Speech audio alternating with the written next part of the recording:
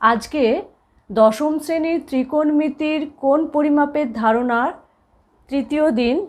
প্রথম দিনে অর্থাৎ পর্ব 1-এ আমরা ত্রিকোণমিতিতে কোণ পরিমাপের ধারণা সম্পর্কে একটু আলোচনা করেছিলাম। দ্বিতীয় দিনে আমরা কোষে দেখির 20 1 এবং 2-এর অঙ্কগুলো করেছিলাম।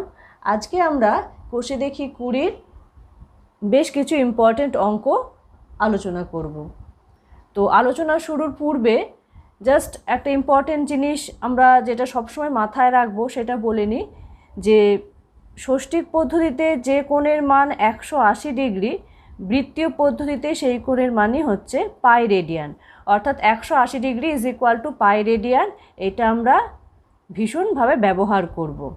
এবং আর একটা কথা, এই রেডিয়ানটা কিন্তু আমরা সবসময় উল্লেখ করি না, তো সেটাও আমাদের মাথায় রাখতে হবে।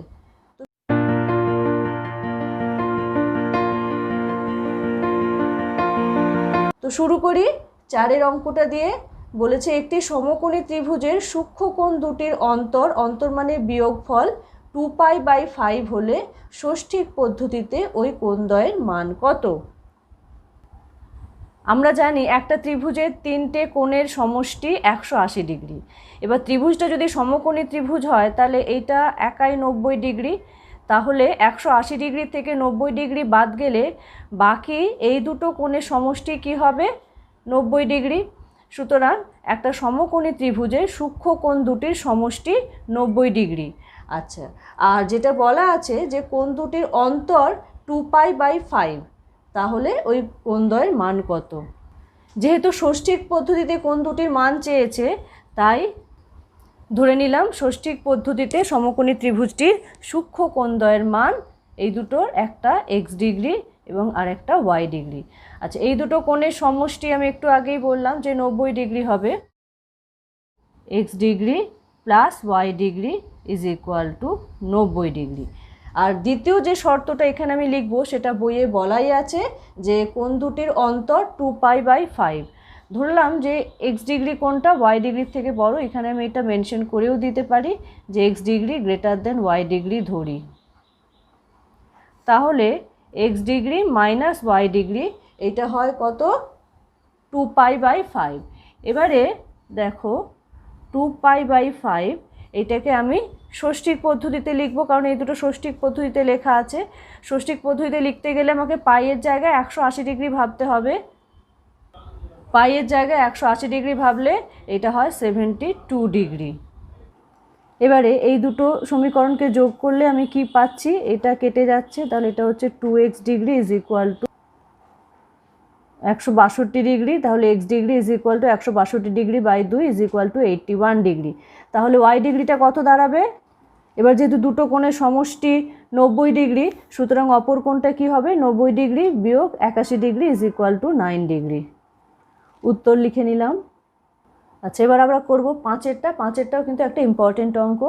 বলেছে একটি ত্রিভুজের একটি কোণের পরিমাপ 65 ডিগ্রি, দ্বিতীয়টির পরিমাপ π/12, তৃতীয় কোণটির ষষ্ঠিক ও বৃত্তীয় মান হিসাব করে লিখি।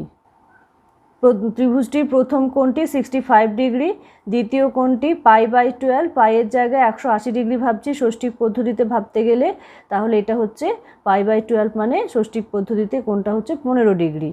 আচ্ছা, আমরা কি জানি যে ত্রিভুজের 3টে কোণের সমষ্টি 180 ডিগ্রি, তার মধ্যে তার একটা 65 ডিগ্রি, দ্বিতীয়টা 15 ডিগ্রি, তাহলে তৃতীয়টা কত হবে? 3টে কোণের সমষ্টি 180 ডিগ্রি থেকে দুটো কোণের সমষ্টি বিয়োগ করে দিলে তৃতীয় কোণটি পেয়ে যাব। তাহলে তৃতীয় কোণটি বেরোলো 100 ডিগ্রি। বুঝতেই পারছো এটা দেখে যে এটা ষষ্ঠিক মান বেরিয়েছে কোণটির। সুতরাং তৃতীয় কোণটির বৃত্তীয় মান কি হবে? 180 ডিগ্রি। আমরা কি জানি যে ষষ্ঠিক মানকে বৃত্তীয় মানে ট্রান্সফার করতে গেলে তাকে π/180 ডিগ্রি দিয়ে গুণ করতে হয়। তাহলে 100 ডিগ্রি কোণটা বৃত্তীয় মান হবে 100 ডিগ্রি ইন্টু π/180 ডিগ্রি। তো এটা কাটাকুটি করে দাঁড়ালো 5π/9 বা 5/9 পাই।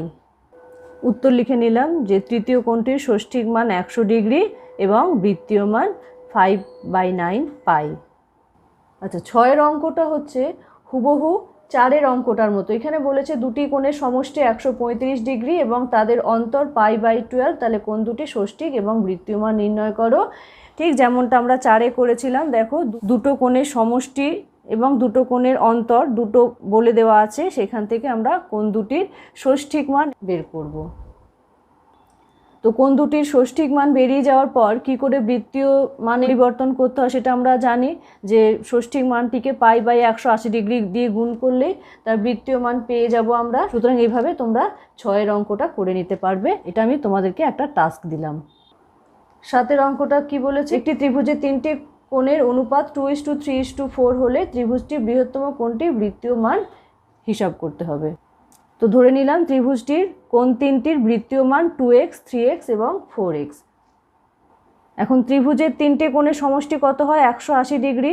বৃত্তীয় মানে সেটা দাঁড়াবে π, তাহলে 2x + 3x + 4x = π। এখান থেকে দেখো x এর মান বেরোলো π/9। সুতরাং ত্রিভুজটির কোণ তিনটি হলো কি কি, 2x মানে 2 × x এর ভ্যালু বেরিয়েছে π/9, তাহলে এইটা হলো প্রথম কোণটা। দ্বিতীয় কোণটা 3x মানে 3 × π/9, তার মানে হলো π/3, এবং তৃতীয়টা 4 ×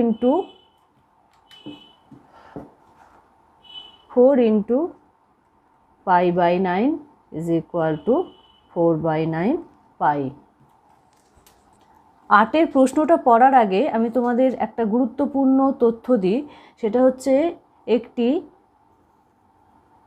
r ব্যাসার্ধ বিশিষ্ট বৃত্তের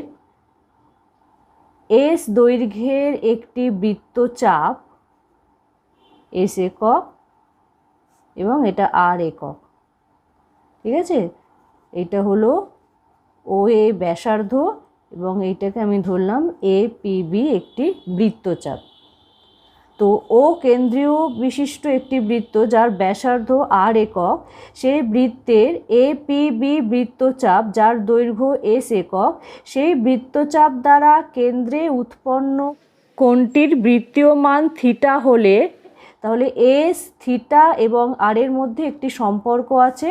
সম্পর্কটা হলো এইরকম যে থিটা = s/r। এটা একটা খুব গুরুত্বপূর্ণ তথ্য, এটা তোমাদের এই 8-এর অঙ্কটার ক্ষেত্রে কাজে লাগবে। কি বলছি তাহলে, যে s দৈর্ঘ্যের একটি বৃত্তচাপ দ্বারা কেন্দ্রে উৎপন্ন কোণটির বৃত্তীয় মান যদি থিটা হয়, এর ব্যাসার্ধ যদি r একক হয়ে থাকে, তাহলে থিটা, s এবং r এর মধ্যে সম্পর্কটি হলো থিটা = s/r। এবারে 8-এর অঙ্কটা পড়ি। বলছে একটি বৃত্তের ব্যাসার্ধের দৈর্ঘ্য 28 সেমি, এই বৃত্তে 5.5 সেমি দৈর্ঘ্যের বৃত্তচাপ দ্বারা ধৃত কোণটির বৃত্তীয় মান হিসাব করে লিখি। বৃত্তের ব্যাসার্ধের দৈর্ঘ্য r = 28 সেমি বলা আছে এবং বৃত্তচাপের দৈর্ঘ্য s = 5.5 সেমি বলা আছে। তা ধরি 5.5 সেমি দৈর্ঘ্যের বৃত্তচাপ দ্বারা কেন্দ্রে উৎপন্ন কোণটির বৃত্তীয় মান থিটা। তাহলে সূত্রানুসারে এই থিটা, s এবং r এর মধ্যে সম্পর্কটি হলো এইরকম, অর্থাৎ থিটা = s/r। এবারে s এর জায়গায় 5.5 এবং r এর জায়গায় 28। এবারে 5.5/28 এটাকে আমি কায়দা করে এইভাবে লিখলাম, দেখো 5.5/28 × 22/7 × 7/22। এইটার কিন্তু আসলে দেখো কোনো এফেক্ট নেই, তাই তো 22 কেটে যাবে, 7 কেটে যাবে, এটার জন্য কোনো চেঞ্জ হলো না। কিন্তু কেন লিখলাম আমি এটা, কারণ 22/7 জায়গায় পাই ব্যবহার করব। তাহলে এটা হচ্ছে 5.5/28 × 7/22, 22/7 জায়গায় লিখলাম পাই। এটা ক্যালকুলেশন করে দাঁড়ালো π/16। এটাই হলো আনসার। 9-টা বলছে একটি বৃত্তের অসমান দৈর্ঘ্যের দুটি বৃত্তচাপ কেন্দ্রে যে কোণ ধারণ করে আছে তার অনুপাত 5:2। দ্বিতীয় কোণটির ষষ্ঠিক মান 30 ডিগ্রি হলে প্রথম কোণটির ষষ্ঠিক মান ও বৃত্তীয় মান হিসাব করি। তাহলে দেখো কোণ দুটির অনুপাত হচ্ছে 5:2, তার মানে প্রথম কোণটা বড় এবং দ্বিতীয় কোণটা ছোট। প্রথম কোণটা বড় মানে প্রথম কোণটা যে বৃত্তচাপ দ্বারা তৈরি হয়েছে সেই বৃত্তচাপটির দৈর্ঘ্য বড়, এবং দ্বিতীয় কোণটি যে বৃত্তচাপ দ্বারা তৈরি হয়েছে সেই বৃত্তচাপটির দৈর্ঘ্য ছোট। তো আমি এক্ষেত্রে ধরে নিলাম প্রথম বৃত্তচাপটি হচ্ছে APB বৃত্তচাপ এবং দ্বিতীয় বৃত্তচাপটি হচ্ছে CPD বৃত্তচাপ। তাই APB বৃত্তচাপ দ্বারা কেন্দ্রে উৎপন্ন কোণ মানে কি বোঝায়? এই বৃত্তচাপে প্রান্তীয় বিন্দু দুটো কেন্দ্রে যোগ করলে যে কোণটা সেটা।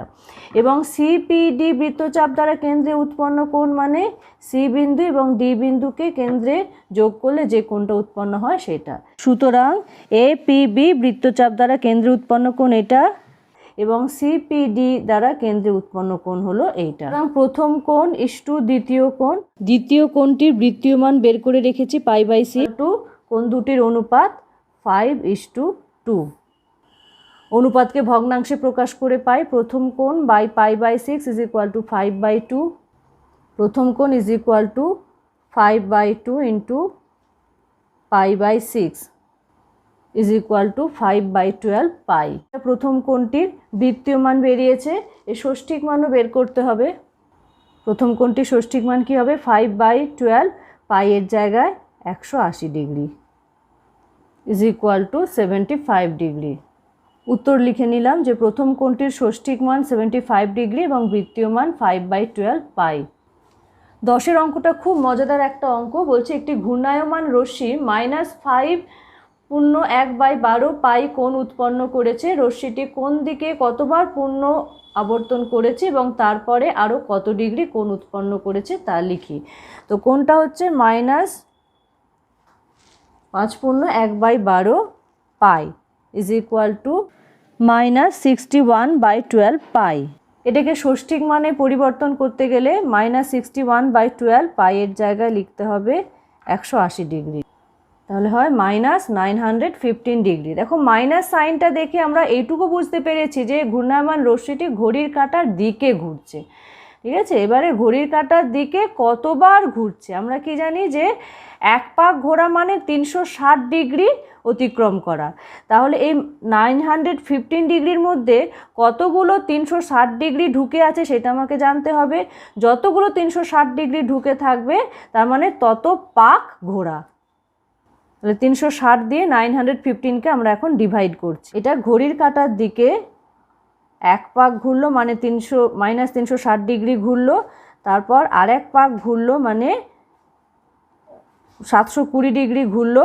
ঘোরার পর দেখো আরও 195 হয়েছে, তার মানে এই দিকে এলো, এই হলো -180, তারপরে আরও -15 ডিগ্রি গিয়ে এইখানে এসে ঘূর্ণায়মান রশ্মিটি দাঁড়াবে।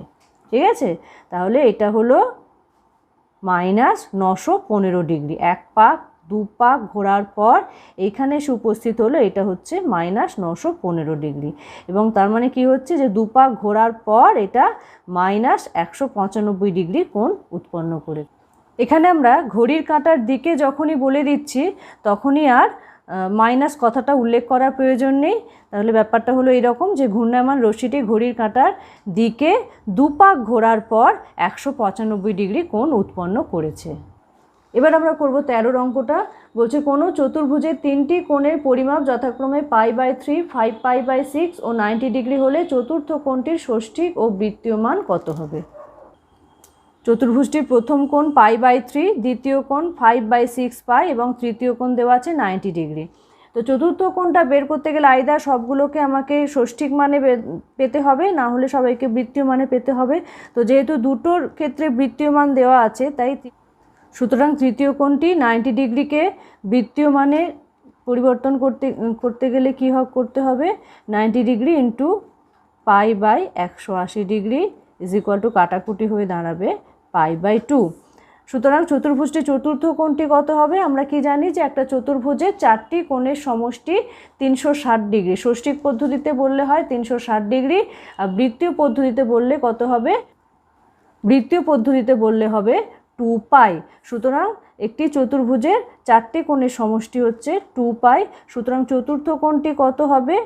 টু পাই অর্থাৎ 4টে কোণের সমষ্টি থেকে বিয়োগ যাবে এই 3টে কোণের সমষ্টি, অর্থাৎ 2 পাই মাইনাস π/3 প্লাস 5/6 পাই প্লাস π/2। এই 3টে কোণ যোগ করলে হয় 10 π/6, এটা আলটিমেটলি দাঁড়ায় π/3। সুতরাং চতুর্ভুজটি চতুর্থ কোণটির বৃত্তীয় মান হলো π/3। সুতরাং ষষ্ঠিক মান কত হবে? পাইয়ের জায়গায় 180 ডিগ্রি ভাবতে হবে, ইজ ইকুয়াল টু 60 ডিগ্রি।